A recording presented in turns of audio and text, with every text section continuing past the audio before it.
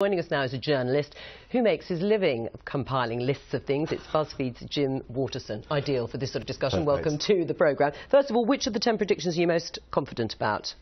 All of them, obviously. Are you? Yeah, I mean, I Right. think I did 10. I have to say in 2013 I got 7 out of 10 right. Last year I got 4.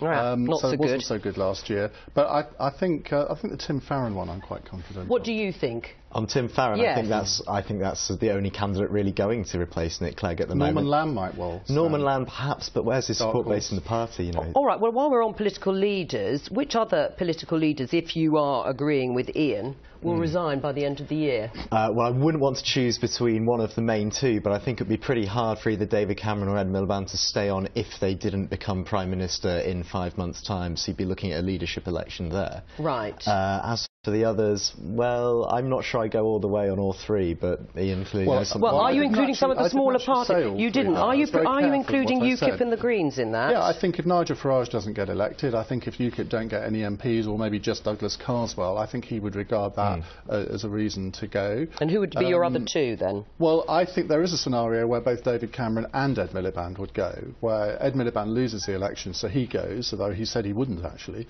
If David Cameron tries to form a coalition, I think he would probably be toppled by the Conservative Parliamentary Party, because they wouldn't stand for another coalition with the Lib Dems, and he would then have to go then. So there are all sorts of different permutations there. Right. And any other of those predictions that we mentioned that you would agree with Ian?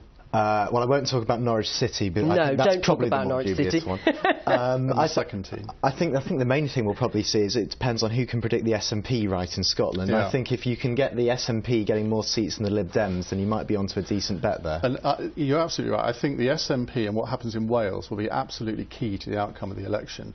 Newsnight had a poll last night. They were saying 33 seats for the SNP. There's a very good academic in the University of Cardiff called Roger Scully, who's saying that UKIP will possibly prevent Labour from winning many seats in Wales, or many extra seats, because they're going to take votes from Labour rather than the Conservatives. All right. Well, look, very briefly before we go, one thing making predictions, quite another offering a forfeit if you get it wrong, Ian. On which note, did you ever run naked down Whitehall after the last general election?